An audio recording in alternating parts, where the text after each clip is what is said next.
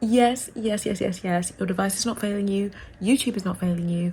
I am back on YouTube. This has been a labor of love and lots of time being upset and trying to find solutions. I have succumbed to buying an external hard drive that is working so far. Praise God. That's how we're at today's video. Today's video was actually filmed on the 5th or 6th of March. I know. And I'm really excited for you guys to watch it. Please get comfortable in my corner of the internet and yeah. Let's go. Hello everyone, it's Whoopi and welcome back to my YouTube channel. If you are new here, welcome. I've created a new series called Niche of the Week, which ironically will not be running every week. Basically, I'm going to choose something that I consider niche or is something that is very niche to me, and I'm going to talk about it. Whatever the topic is, the format may change, and that makes this fun for you and for me. This week's niche is the Thunderbirds 2004 movie. Without further ado, Thunderbirds, I'll go! It's the niche of the week. Welcome, welcome, welcome to the niche of the week. Bam, bam, bam, bam, niche of the week, niche of the week. Picture this, the year's 1965. It's the cusp of autumn and a little show called Thunderbirds airs on TV for the first time. The Thunderbirds are a family-run secret organization called International Rescue. They basically save lives from natural disasters. They got fancy tech, they got fancy vehicles and machinery, and they're puppets. Yes, they're puppets, marionette version of puppets.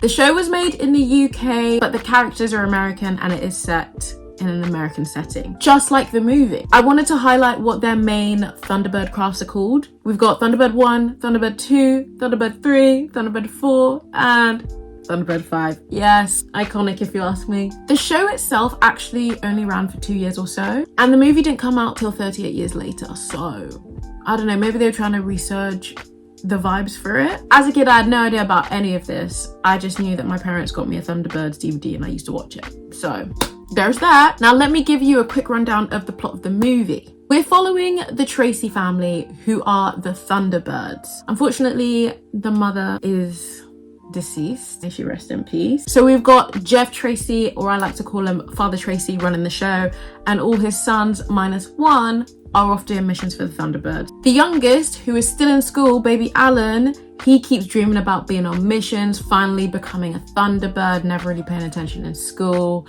You know, the usual film trope for kids being like, no one gets me. Now, because they're heroes, they've got to have a villain, right? Yep, and they've had quite a few, but the one that is the most significant in particular is the Hood. His whole villain origin story is that him and his brother were part of this massive disaster, and Father Tracy went to save them, but one of them seemed dead, so he left him behind and only took the other brother. But actually, the other brother wasn't dead. Oh! So then he decided, right then, I'm just going to ruin the Tracy's lives forever. So he has his own team, and they're trying to infiltrate the Thunderbirds and basically wreak havoc under the guise of the Thunderbirds so that he can ruin their reputation and their lives, which is insanely evil, but kind of iconic. Key thing to mention about the Hood and that entire family is they have telekinesis powers. Not everyone gets them. They are passed down, I think, genetically, and it's really cool. And that makes him a more interesting villain. Because if he was just like a raw basic villain, I would have been like, oh, okay. But he can move things with his mind. He can force people to do things with his mind. You're cool. Now, because of all the shenanigans, the kids are left to save the day. I feel like you can see where this is going. Obviously, as a 4 or 5-year-old, when I first watched this movie, I did not have the thought process to think this deeply about this movie, but I rewatched it a couple of months ago and it made me realize I actually had some things to say about it. And what better way to share my thoughts than on this beautiful channel? Important question to start off with. Americans, come to the front, please. Yeah, I'm talking to you. Can a mathematics teacher assign you a 10,000 word essay to do? I'm just asking because in the UK, I haven't heard of this in high school / secondary school for the UK people. Okay, get that you don't like Alan, but no need to be a Snape about it. You know what I mean? Also, how can you set a 10,000 word essay but not provide a title? I noticed while watching this film that the characters have such a cartoon way of speaking, and I feel like that's probably because they were trying to emulate the original TV show and the way that those characters spoke. The cadence of TV was very different to the cadence of TV and film now. So I guess they're on brand, but again, they were puppets, so for me this is just crazy. And this leads to my next point. The script was very cheesy, and I get that it's a kids movie, but like the cheese was just extra. And maybe it is because I am a grown-up now, things are different, but oh, they really amped up the teen angst and how the adults are all trying to protect them from the world and being like, you don't understand. The constant thumbs up and winks throughout this film, especially for FAB dad, FAB John, Thunderbirds are go. Whoa, whoa, whoa, whoa, whoa, whoa. I was overwhelmed, I was overstimulated, as if they were winking at me. Just pause, take a breath. Release it. I will rebuttal myself by also saying this is part of the Thunderbirds aesthetic, so I can't hate it. I have to respect it. This movie made me realize that 2004 was the actual era of jorts and that grungy fashion aesthetic at the time, and it fits so well. Oh, 2004? Yeah. I'm not usually a jorts fan myself, but they were rocking it and it worked. There's a scene, I think about third way through the movie, Alan is busy huffing and puffing and he's throwing some stones into the ocean, and he's doing it with shoes on in the water. Is that not wild? Imagine just, you know, you're skimming stones across the sea, but you're standing in there with your shoes on and socks. And that's just as wild as Alan making Fermat leave with him at dinner just because he was upset at his dad. Towards the end of the film, there's this massive final battle where it's everyone versus everyone. And Alan's busy giving out their strategy in front of the opponent. Oh, I was fuming. Like, at least have some grace and decorum. Do it behind a wall or something. There was no pretense whatsoever. He said, I know your weak link, and I'm going to tell you that we're going to use it against you. Not only was he being bait, but it also relays back to the beginning of the film where Alan is really frustrated with his dad because he's like, I want to be a Thunderbird, and he's like, you're not ready, you need some growing up to do, you need to learn how to be a bit more mature and just be a bit more strategic. And yes, he's more strategic, but he's kind of proving his dad right in this moment by just yapping it out. Spoiler alert, they defeat the Hood, but once he's arrested, no one blindfolds him. The telekinesis is all in the eyes and they just leave them out there like that. Oh, Lady Penelope has been and always will be a style icon for me and a woman that I want to emulate. And now that I am a woman myself, I feel her deep in my bones. She was the coolest agent I had seen before I watched Charlie's Angels. She's always pretty in pink and she's always laid up for an outfit. It doesn't matter what she's doing, whether she's kicking someone's butt or she's going to pick up Alan, she is serving. And that's what this movie needed. Also love my girl Tintin, yes. I love her because she kind of despises Alan a little bit at the beginning, and so did I. Sorry, I know he's the protagonist. Maybe it's because I'm a grown-up, or maybe just because he was being annoying. Like, he just was annoying. He does have some development after a rough moment where he argues with everyone and he's like, I don't need you guys, blah, blah, blah, blah, blah. It's like, oh. I don't even remember if he apologizes. I think he does. No, he does. He does apologize. Fermat, we love you. You're smart. You're loyal. You're dependable. Like, what else more do you need in a friend? He deserves way more love from his friends. I do feel like Tintin does give him a lot of love, but Alan takes him way too much for granted. He'd be nothing without Fermat.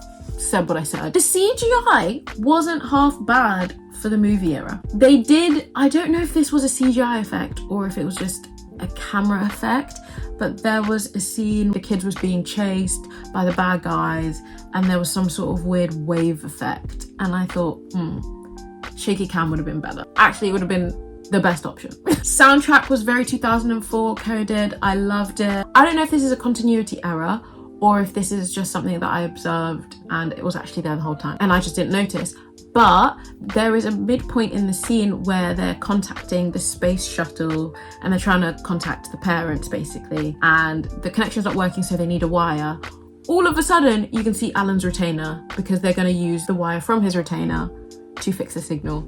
I thought, we ain't seen you with one of these before. And they make sure they zoom in on his retainer during this scene in 720p. I do find that it's a movie cop-out when characters talk to a kid or someone else and say, oh, you're just like your mum or the person who's deceased. But then they don't go deeper and give a reason as to why that statement is true, or they don't give an anecdote. It really frustrates me. If you're gonna say someone's like someone, tell them why, especially if they didn't know them for that long. Do understand that this wasn't as common advice back in those days, or maybe it was, but maybe it's because I've seen so many cycles of it in the last like 10 years that I'm just like, give me something to work with. I also want to give my flowers to the costume department. They really pulled out all the stops. I loved all the costumes. I loved that they had the characters change outfit whenever there was a crisis. Whenever they had time to, they would change outfits.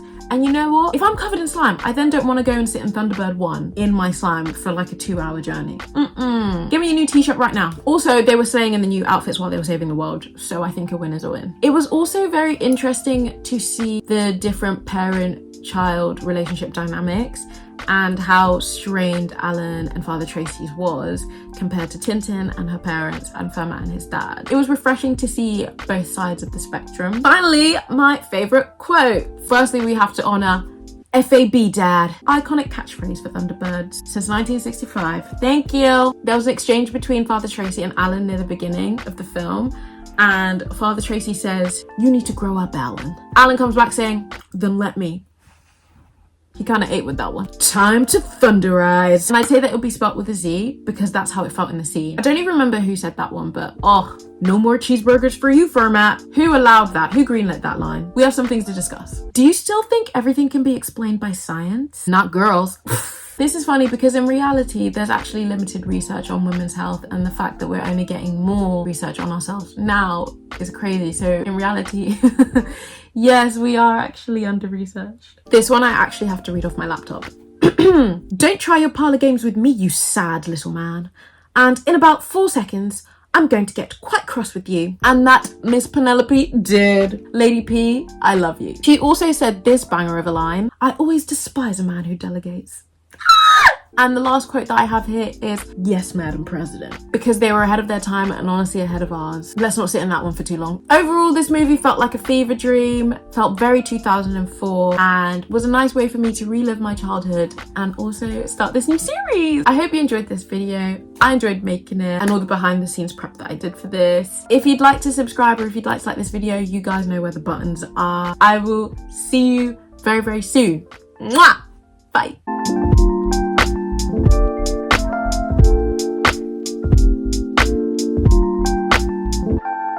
The one that is the most significant in particular is the hood. Wait, no, let me do it again. The hood. Oh my gosh.